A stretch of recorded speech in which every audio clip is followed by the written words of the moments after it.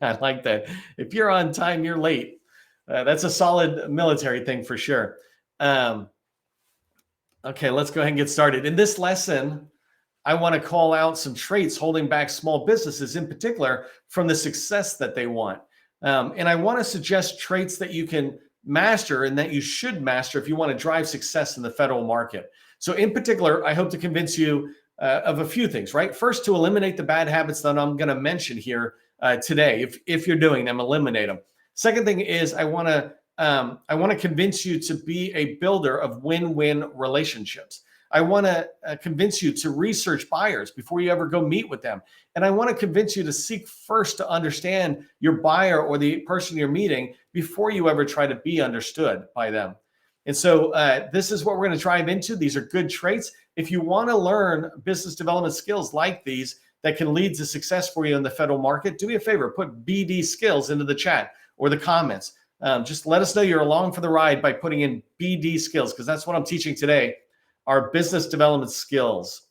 If you don't know who I am, my name is Neil McDonnell. I want to welcome you to the my federal live sales training. Every day I teach tips for success in the federal market.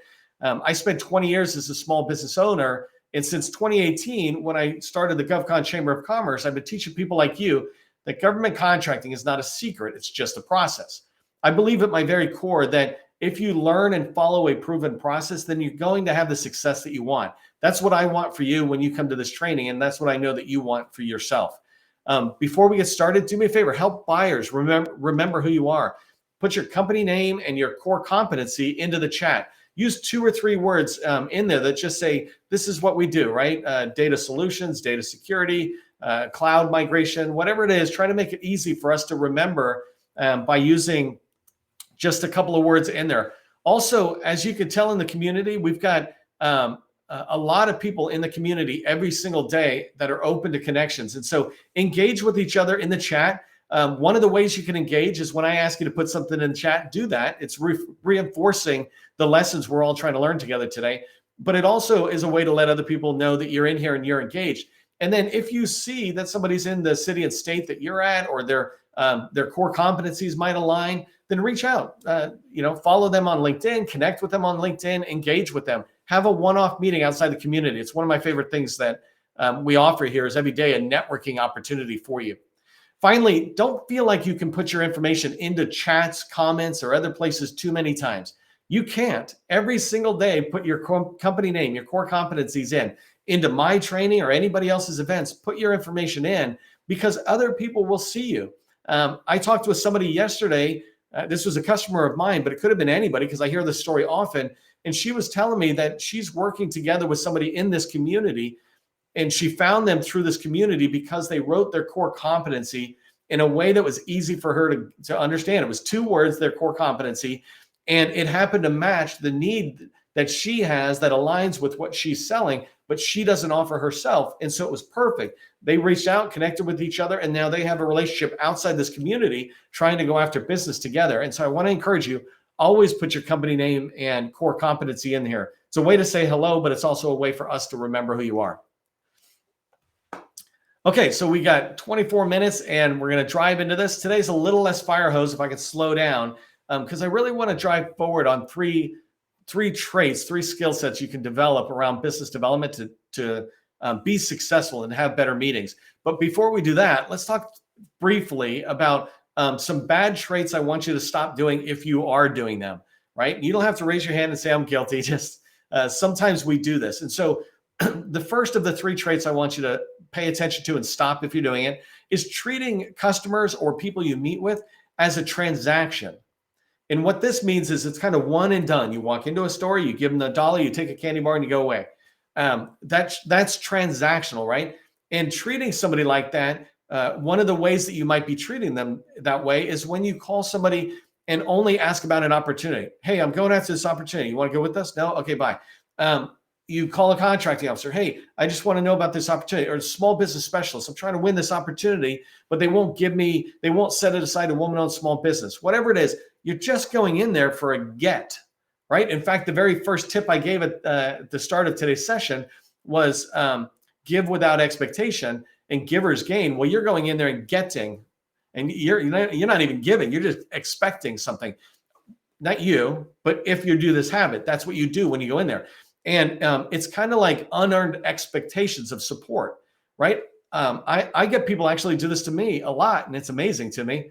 It doesn't impact me because I'm self-motivated, but they'll come to me as if they think I should be giving them something because they saw me on a video and, hey, you should give it to me, compared to just some very basic things like, being polite. So when you walk into somebody and you're treating them like a or you have this unearned expectation of support. You haven't done anything yet to ask for support. And I'll just use me as the example in this case when it happens to me. When somebody doesn't connect with me on LinkedIn, but then they reach out and ask for my help. And I don't mean they haven't connected and they ask for a handout. I said, that's part of what I'm doing. I'm like, when they haven't connected with me and they ask for help getting into an agency or something, I'm like, who are you? It's like, I got paying customers first off, and then I got people who are in here actively engaged. And this isn't about me. I'm just saying, when we walk in and we haven't built a relationship or done any of this, then we're treating that person as a transaction. And I'm going to talk to you about how do you do it the right way so that you're not treating people like a transaction, whether it's federal buyers, teammates, et cetera.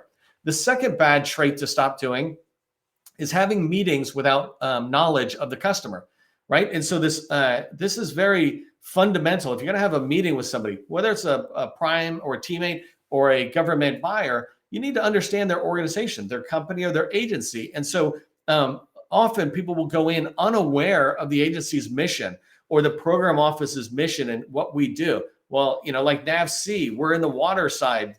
NAVSUP is in the supply side. NAVFAC is in the facility side. Have you even taken the time to understand that? And so understanding the agency and their command's missions are important.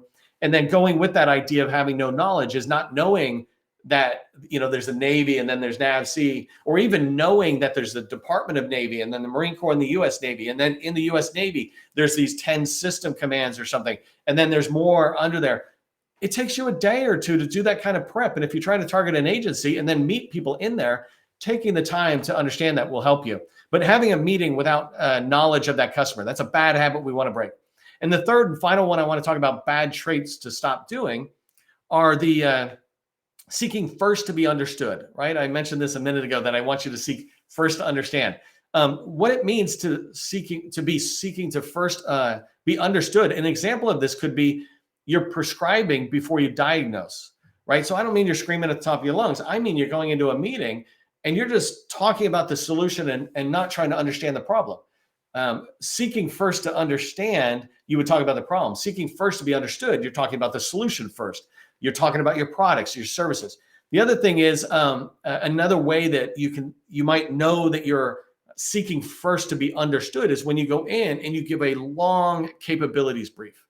If you go into a meeting with the government, your first meeting should be 30 minutes or less. And what I like to say is your briefing should be 5 minutes at most, and 25 minutes of that is conversation. You're discussing the problems.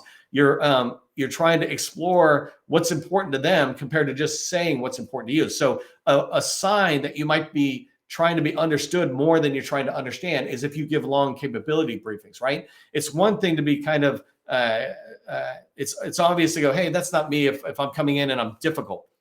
But maybe you are sliding into a bad habit if you're doing something like giving a long briefing that's going on a bit much. So if you understand these bad traits, go ahead and do me a favor, put stop the bad traits into the chat. Just let me know you understood those three bad traits I want you to stop doing: treating buyers as a transaction, having meetings without knowledge, and seeking first to be understood. So stop the bad traits. All right, let's dive into the 3 traits I want to really get you to focus on and practice as you go forward. The first one here is be a relationship builder.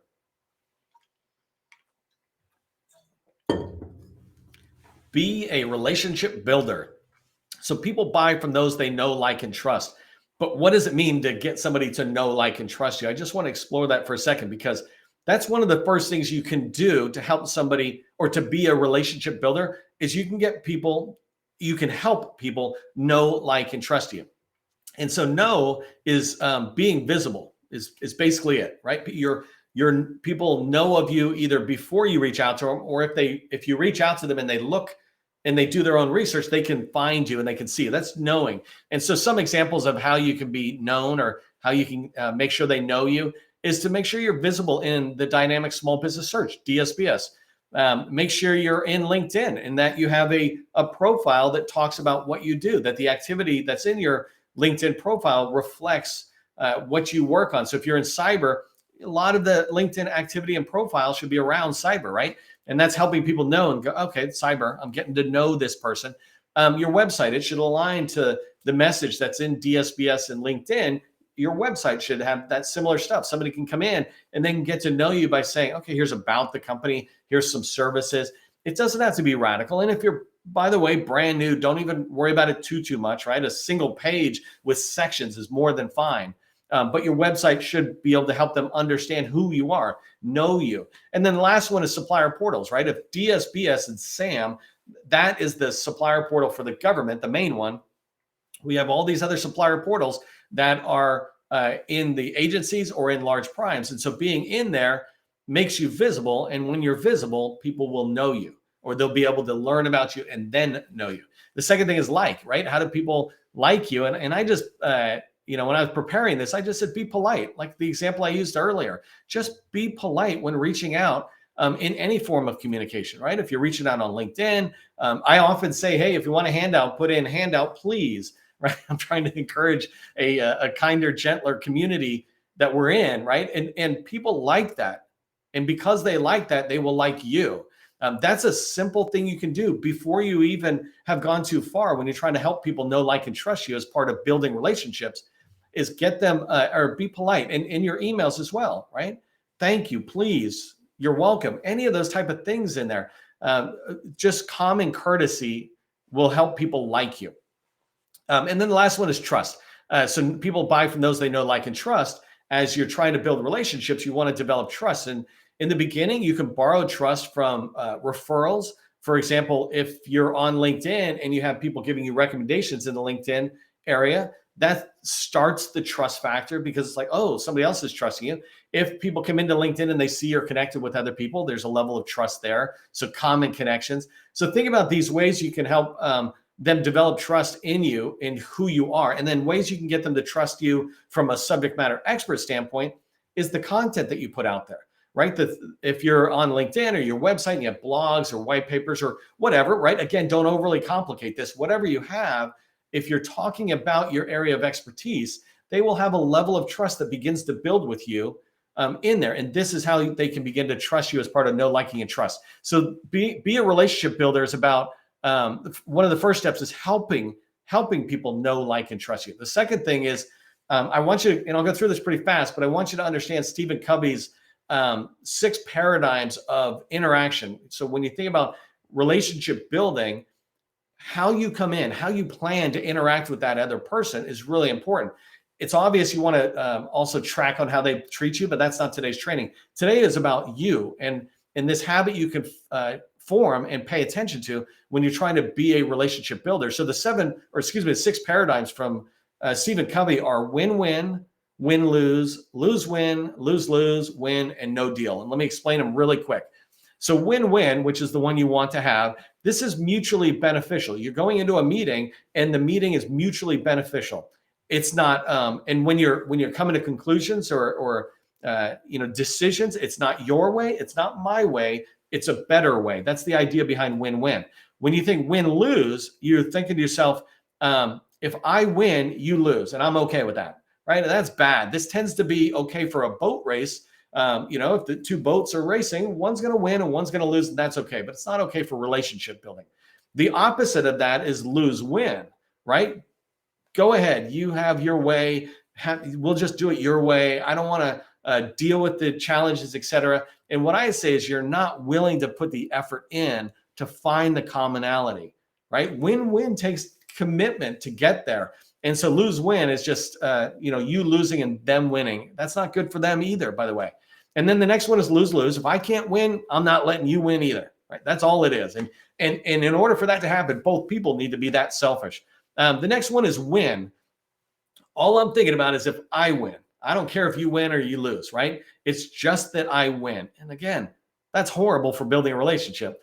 And no deal is the last one, this ability to walk away. If I can't find a relationship or a common ground for us to land on, then let's just agree to walk away. Let's agree not to be out there. So if you want to build relationships, if you want to be a relationship builder, help people know, like, and trust you, and then go into every relationship that you're building with a win-win commitment. I'm committed to helping this relationship be win-win for both parties. If you're following that and you believe in what I just said, build relationships into the chat.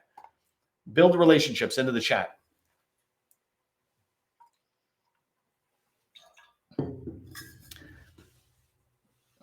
The next trait or habit I want you to focus on is knowing your buyer, right? So this whole idea of just taking the time to research your buyer before you go in, so you know your buyer. I'm going to give you 3 ways you can do that to make it easy for you to be able to know your buyer or know the person you're meeting with, right? I'm just saying buyer, but you can switch that with anybody, right? If you're going to go on a date, you're going to look them up on Google and Facebook or something, right? If you're going to go on into a meeting, you basically should be putting that same level of effort. Let me go internet research them in any other tool. So the first place you can go is research, especially with federal agencies, research their website, right? You want to go into their website and learn their mission and vision. And I talked about the Navy and the different commands coming down. They each have different missions and visions. And so it's important for you to understand that, because if you're going to go in, one of the first questions they're asking, whether they say it out loud or not, is, does this person even know what we do? Do they even care? Do they know what our mission is? Do they know we're on water, not on land? Things like that. And a way you can dig deeper into the mission and vision is to find their strategic plan, which is online usually. And you can find their strategic plan, research that. It'll give you their strategic goals, their objectives. By reading this, you're learning about where they want to go. And then the next one, last tip for researching their website is go download their annual report. That was from a previous year. They'll tell you about all their things they're proud of, which you can weave into your conversation and questions. And they'll tell you about the things they didn't get done that they wish they could get done. And they tell you about things they're looking in the out years as new initiatives. By reading these, this type of information, mission, vision, strategic plans, annual reports, by reading that and researching their website, you will begin to know the buyer before you go in. And that doesn't take you long. And more often than not, it will help you ask much better questions that'll lead to the success you want. The second thing, tip for knowing your buyer that I'll give you is go online into their website. One section I didn't mention is follow their online guidance for working with their agency. Every agency is a little different, but if you go in, even large primes have this, how to work with us, how to work with our agency. For example, register with their supplier portal. Second thing is they'll talk about, read their section where they're talking about how can you find opportunities. And so I'll go to one site, like I went to an intelligence community site for NGA, and they say, hey, you can find our opportunities on SAM or on ARC. Are you familiar with ARC? Are you aware that ARC is a tool just like SAM where opportunities are registered, right? NavWar in the Navy, it uses a tool called e-commerce. It's like a 5,000-year-old site, but it doesn't matter because that's where they put a lot of their information about opportunities. That's where they put some of their own forecasts. That's where they put their RFIs and sources sought.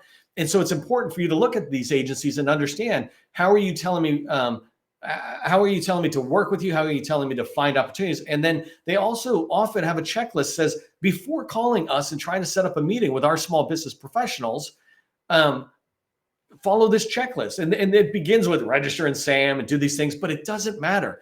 If you want to work with them, take the time to go through and go, oh, yep, I'm in SAM. Don't complain about it. Don't go, hey, I've been in business 10 years. It's like, who cares? Checklist it through, because you're showing respect there to them that they took the time to say, if you want to work with us, if you want to call us, please do this first. And if you do it, I'm telling you right now, you will be one of the 20% of the people who call them who actually read that, because 80% don't. And they call and say, hey, I was calling the Navy just finding out if you guys have tanks, like for driving on the ground. That's the Army. Okay, so research the website, follow the online guidance on the website. And the third tip is LinkedIn. Follow these people on LinkedIn if you want to get to know your buyer better, or the person you're about to meet.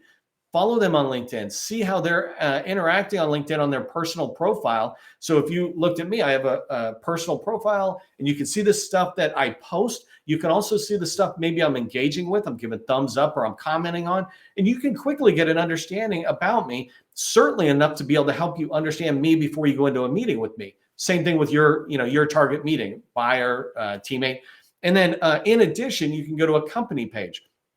So I can go to Dan Duckwitz in the NAVC and look at his personal profile and see some of the stuff he puts out about the Navy, but his company profile is NAVC. They have a NAVC LinkedIn page, and I can go in there and see what the entire organization is sharing out to the world, right? To the internal people and the external folks.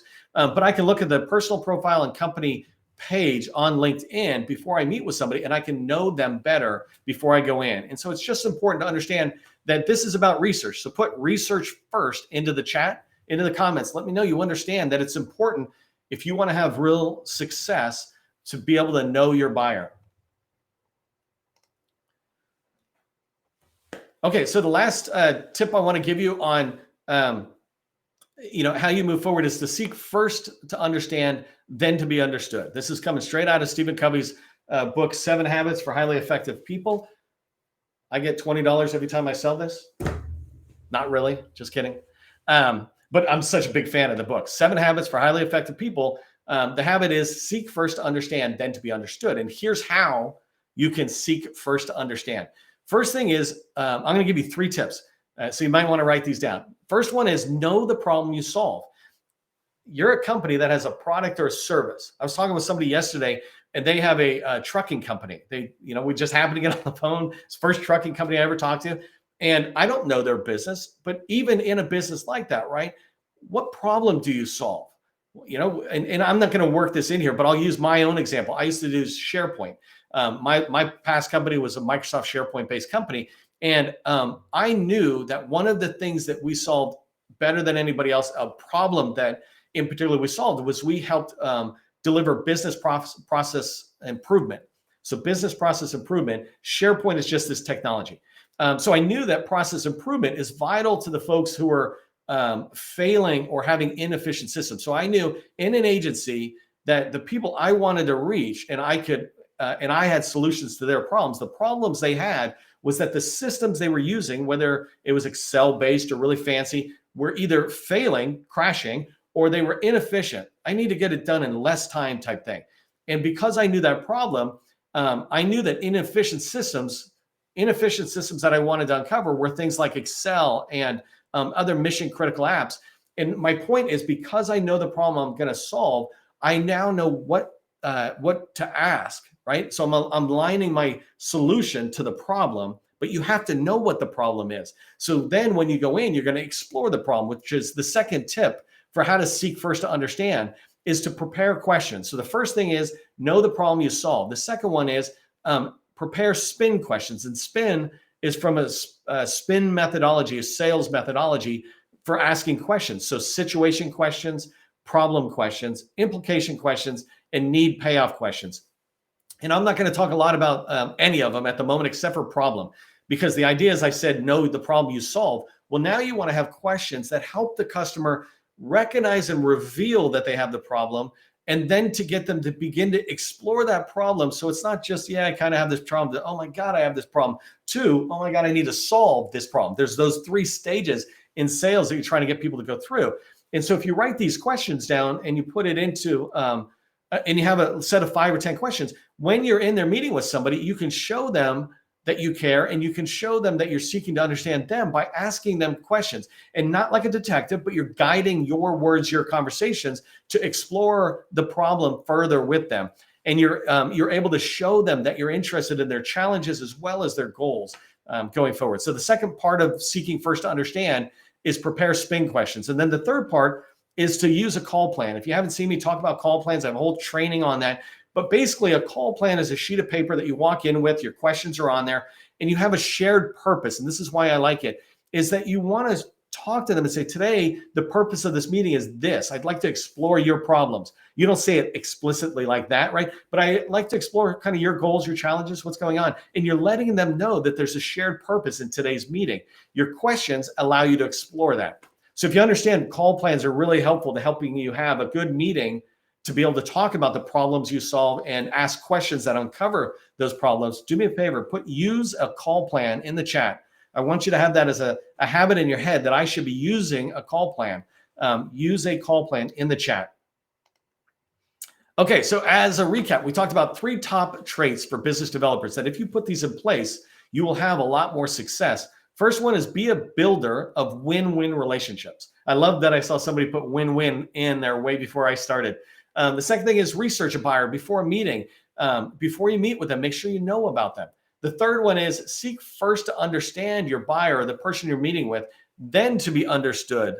The last thing here is a tip I want you to take away today. Here's my tip for you. Visit your target agency's website and get the guide that says how to do business with them. If you're selling to State Department, if you're selling to the Navy or to EPA, go in, find their small business page, find the part that says doing business with us and read it. It might even be old, but it doesn't matter. Read it and follow it.